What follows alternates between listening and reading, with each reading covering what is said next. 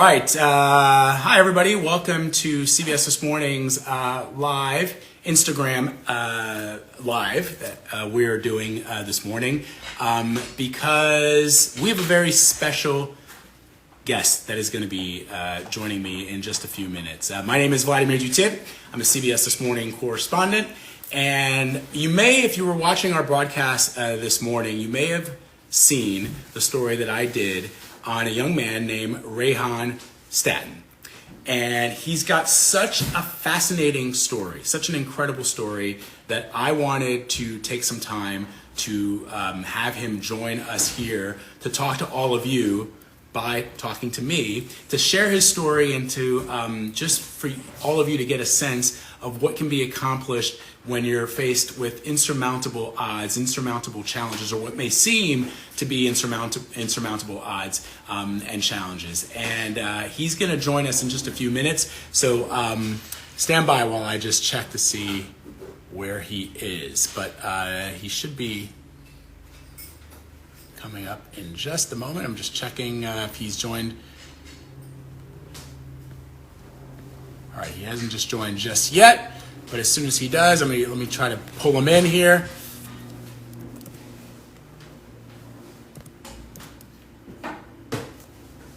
Okay, he's not joined it just yet, so we're going to keep waiting for him to join in. His name is Rehan Staton, and he has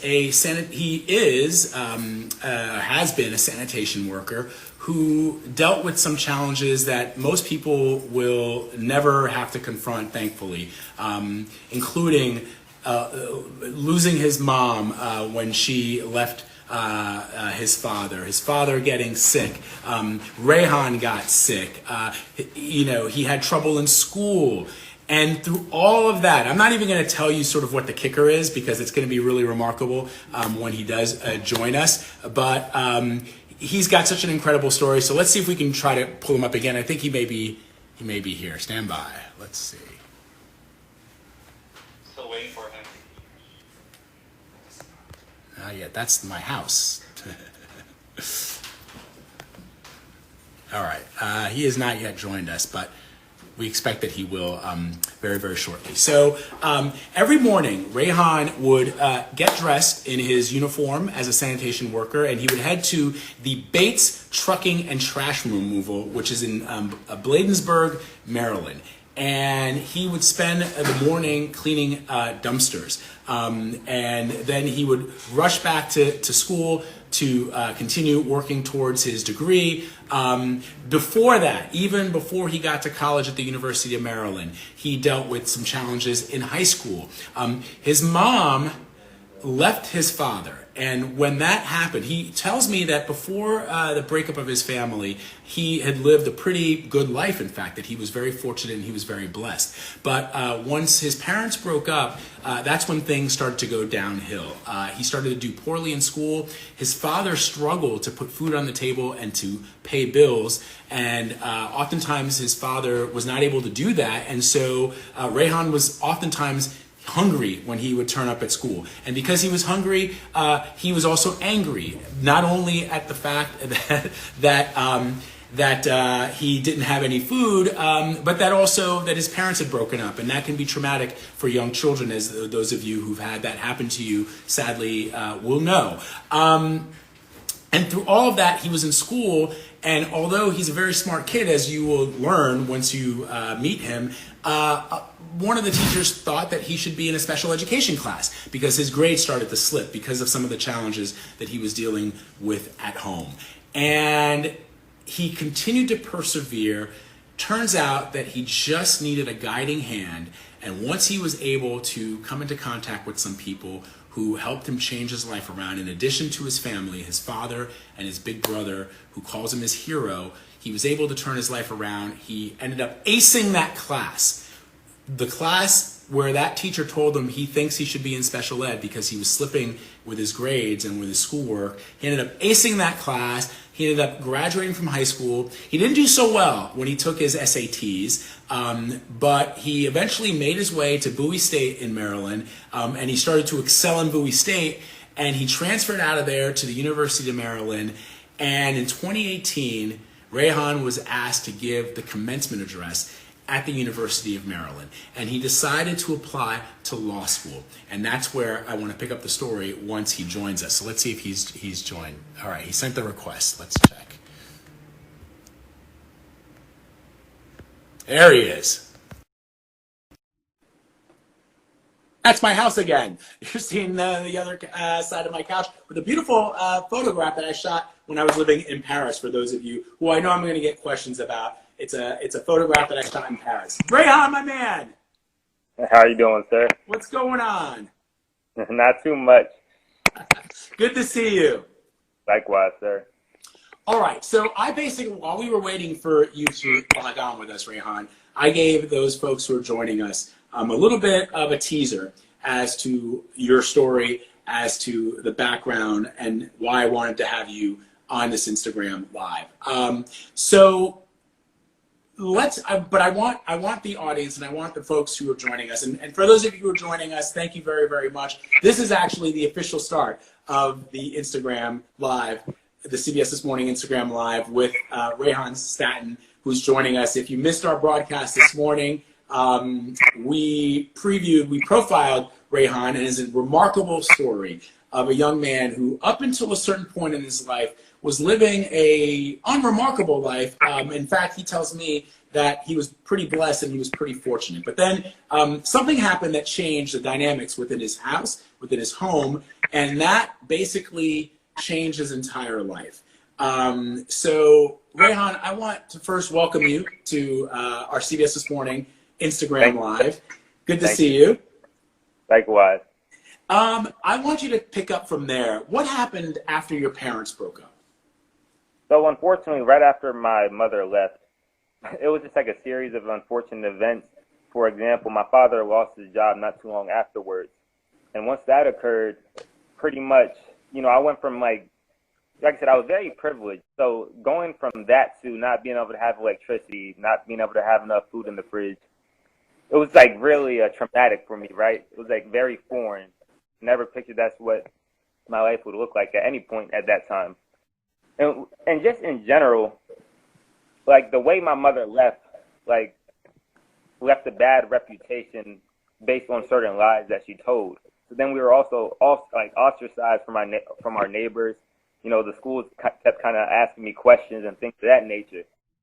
So with that being said, so that definitely boiled over into school, and then I started not doing so well. I started getting GPAs that were below 2.0. I don't think I passed like one math class all the way up until like all my attention on sports at that time, because I just really felt like school was just a horrible place to be. And particularly, I was also pretty upset just being around people in general, because then I just became very distrustful of people, because my family like were victims of a certain like atrocity, and just because of racial stereotypes and other things of that nature, like society deemed that we were guilty, and that was a very traumatizing experience. So you're dealing with all of these issues, these challenges at home, and now you're going to school, and whereas you'd been a good student before, because of the fact that now your parents have broken up, your father is struggling, working multiple jobs to pay the bills, to put food on the table. But you talked to me yesterday about there were often times when you would go hungry, and then you turn up in school, and now your grades start to slip. And you told me a story that I think is really interesting. And it's not to, I don't think when you recount the story about what a teacher told you as your grades started to slip, we're not belittling the teachers, or we're not taking out your frustrations or your anger on them. They have to do what they think is right for the entire class and what they think is right for you. But it is still hard when you're a young man who has been doing well in school, for all of a sudden a teacher to say, hey, just because your grades are slipping, we think that we need to put you in a special education class. How did that make you feel? It made me feel like really betrayed, because he spoke about my behavior, and he was actually very fond of me from a behavioral standpoint. The issue was more so just like when it came to tests, and sometimes instances of homework, but more specifically tests. Like I would do well in classwork, I would do decent on homework, at least, probably not A's, but more so B's, C's. But when it came to tests, I would often fail those. And for some reason, at some point, he just decided that there must be something wrong, and therefore, like, I'm going to recommend that you go to special education. And I was just like, coming from someone, like my home life was already in shambles as it was, and I already disliked school, but now I just felt like I just don't have enough food. It's cold at home, and all these other types of just obstacles. So just for someone to just blame that on my mental capabilities was just very hurtful, to say the least. Yeah. That was very cruel, actually. Yeah, I can only imagine what it's like to have somebody tell you that, somebody who's meant to be looking out for you, who's meant to be helping you, especially when you're at the age that you were. And I'm seeing some of the comments that we're getting here. Somebody who says that they're an educator says that the teacher had no right to make such a statement. It was their obligation to determine why this was happening, what was going on in your life, what was happening at home that was perhaps causing you to slip in your grades, to not do as well as you had done previously in your tests. And yet, what happened to change things around? I mean, ultimately, what grade did you get in that class of that teacher who told you that you maybe need to think about going to special ed? I think, if I can remember correctly, the first quarter, I believe I got a C. The second quarter, I got an E. But in the third and fourth quarter, I got A's. And I actually had the second highest grade on the final of the entire class. And what had happened was my father actually went into a community center, and he walked up to this man by the name of Mr. Jamil Smart. And Mr. Smart is like this NASA engineer, super brilliant guy, very nice guy. But my father told him, I don't know what to do with my son. I can't help him in these specific areas, and I really need your help. He ended up tutoring me for free, and he also, he very much so took me under his wing. He offered me food whenever I needed it, gave me rides whenever I needed to get to school, or even coming back home from school, depending on the circumstance. And he also just connected me with a very supportive environment. And from that point on, I got above a 3.0 for the remainder of that year. Man, that's incredible. Just because because your father helped you find somebody that took you under his wing and gave you the tools necessary to be successful. And frankly, the tools in some instances was as simple as offering you a meal to eat because you were hungry, because your dad was struggling to pay the bills. And that had a huge turnaround in your productivity in school. 100%. Okay, so now let's fast forward. You're taking you're taking the SATs. You want to go to college. What happened? So actually, essentially, when I took the SATs, I didn't want to go to college at that particular point. So I ended up taking the SATs just because actually I believe everyone who goes to the school got to take a free one, I believe, if I remember correctly. However, I actually dedicated all of my time to sports leading up to that, but I had a horrible injury where that was no longer an option. However, though, nonetheless, after I got my applications back to all the schools that I applied to, I got rejected by 100% of them. All the colleges you applied to, you got rejection letters? Every single one. And they weren't even high-ranking colleges, at least on the national scale. So what'd you do then? I went to go work for a trash company because I said at the end of the day, I could still go and provide, help my father out, because we were still struggling at that point. And my brother was already in school. So in hindsight, I was like, maybe it would be best if I just go work and just support my dad. Now, you told me a story about that. You worked at a sanitation company, and I got the name here because I want to give them a shout out because, you've spoken very highly of the folks there at the Bates Trucking and Trash Removal in Bladensburg, Maryland. Yeah. Right? This is something that struck me, and it was so profound that I've been thinking about it ever since you told me this yesterday. You said to me that when you started working there at Bates Trucking and Trash, some of your colleagues were ex-convicts, men and folks who had spent some time in prison. And Actually, 100% of you yourself had a stereotypical attitude about what it meant to be an ex-con. And yet tell me how you interacted with them and ultimately what they did for you and your life. So essentially, I mean, it may sound pretty simple in most people's ears, but I was just a kid who just rolled up to the yard one day. They put me with my division, had my team, cleaning dumpsters, and they were just trying to figure out why was I there. Not that they meant it in a bad way, but it was more so, you want to be here?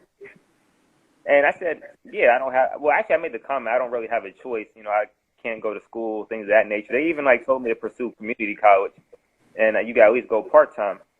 However, after I did very well at that company, extremely well. And they actually ended up talking to Brent Bates. He was the son of the owner of the company.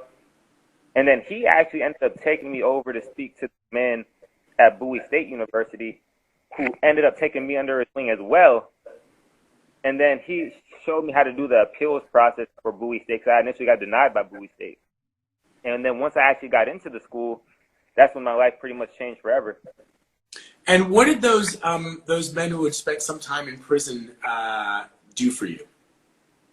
They really just uplifted my spirits. It was just at the point where I really thought little outside of the context of sports, because everyone truly thought I was gifted at sports, and so they were the first people to really uplift me outside of that context. And I was really just caught off guard. I was surprised, especially from who it was coming from. And literally, they gave me the confidence to pursue something that I would have never have thought otherwise. Because even my teachers never told me to pursue college. I mean, I'm not going to say none of them did, but I'll say maybe about one or two. And most of my teachers only asked me about my tournaments. They wanted to know how those went. Never thought about me going to college. And you told me something yesterday that just really stayed with me. You said that what was remarkable to you at the time was that bottom of the hierarchy in this country, the bottom of the economic ladder, former prisoners, people who had spent some time in jail and had served their time and had repaid their debt to society, but were still in many instances considered to be at the bottom of the heap, how they uplifted you in a way that people who were on the higher end of the hierarchy were not able to.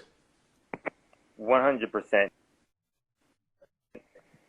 Till this day, that's why I'm very passionate about when I just meet sanitation workers in general, even outside of that context, whether they're homeless, it's like I don't pay too much attention in regards to status, because literally the people at the bottom changed my life when the people who are supposed to be the role models of society were the ones who ostracized me. I mean, I could tell you about church leaders, I can tell you about teachers, and I could tell, you could just go down the list. And then I had very by police at a young age because of an interaction I saw between an officer and my father. So just in general, the fact that it ended up coming from, people who were formerly incarcerated, and let alone, sanitation workers, the combination, it just changed my entire view of my view of the world, hands down.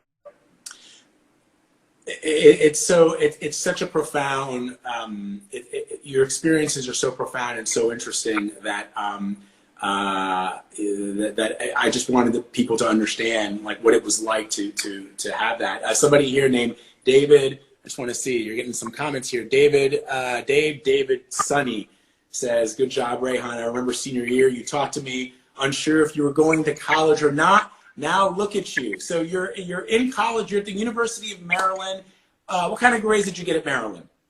The lowest grade I got at the University of Maryland was a 3.71. And I think that Wait, say that again. The lowest grade you got in college was what? 3.71. And I only got it one time. Outside of that, it was between a 3.8 and 4.0. and you were asked in 2018 to deliver the commencement speech at the University of Maryland. Yes. Did you hear? Did you hear Gail this morning? She was so proud because she's an alumni of the Oh, University of Maryland. I'm very grateful. Okay, so now I haven't even told. I mean, if people have been following your story or they watched our show this morning, they know how this ends. But if you haven't, if you are just meeting Rehan Staton now, and you're listening to this story about how he overcame challenges as a young man, losing, his mom when she left his father, and struggling with food insecurity, and struggling with his grades, and struggling with injury, and his father struggling to put food on the table. Now he's at the University of Maryland. He is achieved. Let me tell you, I don't think I ever achieved a 3.8, and I think I ever got a 3.81. You graduate with almost a 4.0 at the University of Maryland. And can you tell us where you applied? You take the LSATs, you apply to law school. Tell us where you were accepted to law school, and then tell us where you're going. Okay, I applied to 9 schools in total. There was Harvard, UPenn, Columbia, Pepperdine, and USC. I did get waitlisted by 4 other schools, which were NYU, University of California, Berkeley, Georgetown, and UCLA. And so it's kind of cool, by the way, that I got denied by every single school coming out of high school, but denied by none, going to law school. But I opted to end up... Said to me that a lot of those schools were not, your top 10 or top 20 schools. And when you graduated from the University of Maryland and you applied to law school, the top law schools in the country, you were accepted or waitlisted by every single one. And now you're slated to attend Harvard Law. Yes, sir. Yes, sir. That's not that, a lot of luck went into this. And I told you, I don't believe it's luck, because you cannot get into these schools because you're lucky. You can't get into these schools because they're just looking to fill a spot. There will be some people who will say, well, it's because he's a black kid, and they're always looking to increase diversity in these schools. Not all of these schools are looking to do that at the same time. Not all of these schools would accept you if you weren't exceptionally talented, exceptionally intelligent, and you hadn't exceptionally aced the LSATs and their entrance requirements. Yes, sir. Yes, sir. That's incredible. I really do appreciate that. I mean, because mind you, I forgot a lot of comments, when I tell you lots of comments, after the story took off, you hear like affirmative action like 50 times a day, just kind of being thrown at me and those different types of things. So, I mean, like I said before, like your words are very just like good on the spirit, and I really appreciate your input in regards to it. I ended up getting really, really, really, really sick, like horribly sick, where, matter of fact, the couch that I'm sitting on, hope you like it, that, the couch that I'm sitting on, I was literally here for like 2 months at one point because I really couldn't move that much. And he would come over every morning just to check on me, just to make sure I was doing good. And he was the only person that I saw consistently throughout that time period. My brother had to work a lot. I saw my dad every day, of course, but he was the one person I saw every single day. And the funny thing about, again, I just want to make one more point in regards to social hierarchy. A lot of people always look down on Dominic. He did a landscaping ever since he was like probably like 11 years old. He's like the best landscaper I know. But the thing is, he never went to college, and I've heard multiple times, when I got really sick, he was the only one who came and visited me. And while I was down, he actually showed me this video by Steve Harvey. It's the one where he goes to what happened right before he went to the Apollo. And like all of his life was just going horrible. And then, his life changed. He kept going and his life changed. So after he showed me that to kind of motivate me, it worked. And that very next day, I called my brother and said, yo, I have nothing left to lose. I want to go to law school. I'm putting this in a bad situation because you guys are taking care of me. And now we have to push back the mortgage. I got to do something. If I can't work, I have to do something. So my brother ended up actually buying me this Harvard sweater to keep me motivated. And I would listen to Gary Vee videos every day while I'm studying for the LSAT to stay motivated, have him yelling in my ear. And then Dominic comes in the picture every single day to make sure I'm staying on point. And then in the very end, I make the schools that I mentioned before. And if it wasn't for Dominic, specifically Dominic and only Dominic, this would have not have happened. Shout out to Dominic, man. And he just wrote, I love you, back to you. Hey, I love you, bro. Yeah. And you're getting a lot of comments here. I will tell you, Rehan, that somebody from India is watching us. RJ Pratham is watching us.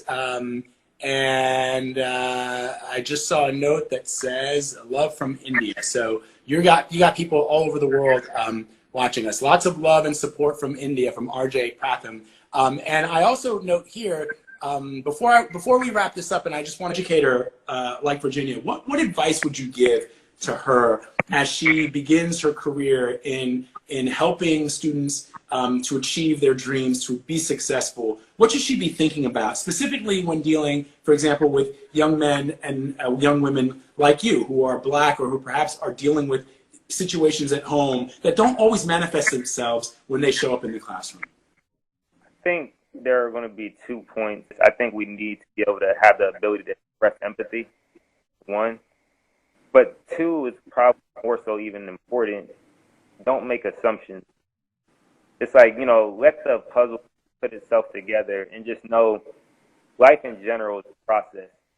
And if we start incorporating our own biases based on previous experiences. Man, that's why you're going to law school. That is beautifully put. Yeah.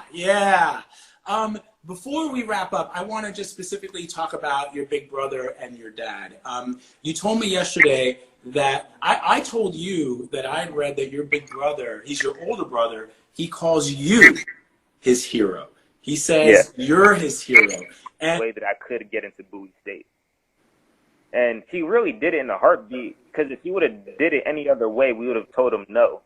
But he literally just dropped out, came and told us that he dropped out, and now that I have to go to school because it's too late, he's already done.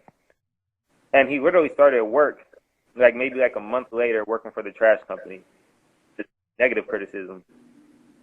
And he made that sack, and he dealt with it for years, mind you.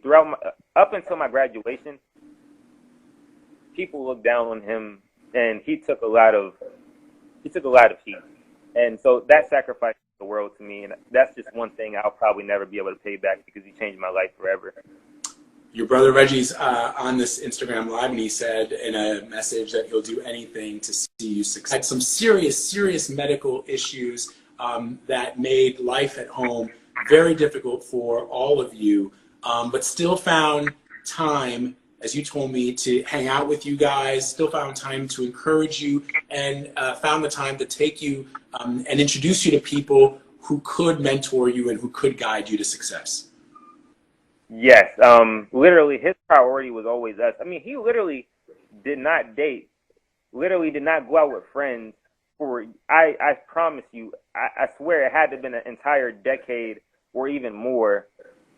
He literally went to work, came home from work, and then he would either train me in fighting context when he was helping provide for me to go to school at Maryland. Him working hard just led to him suffering a stroke. And when he suffered that stroke, I mean, it made me go into overdrive, but it's more so I just felt like this is not justice. This is not how the world's supposed to work. He's the best dad in the world. He doesn't have the ability to speak very well anymore. And he recovered from the stroke, but this is a whole new issue right before I go to law school. And it's now you can't speak very well. It's hard for you to eat. And it's he's the greatest dad in the world, greatest friend in the world. And he was a dad to so many people.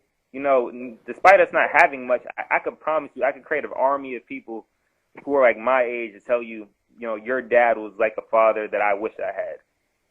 And despite all of that, he has been through a lot of pain. He constantly goes through a lot of pain. And that's just hard to even just reconcile. Or one obstacle. Maybe they can overcome two. But the number of obstacles that were put in your way over an extended period of time would be enough to fell lesser individuals. And, you kept at it, you kept going, you kept pushing. Uh-oh. He might have, let's see what just happened. We're just about wrapping up. I think his internet dropped off, which is just as well. I hope those of you who are watching, I know Dominic, he's gone. Text him to see if we can get him back just to say goodbye. Dominic, his cousin, is here. His internet dropped off. Suber, my producer, I think realizes that the internet dropped off. So I apologize for that, but it's a good way to wrap this up.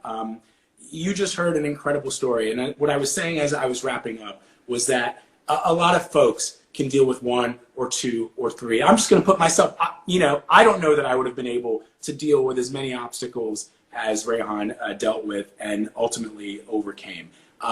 He is an incredible, okay, let's see. Harry, I'm going to say, there we go.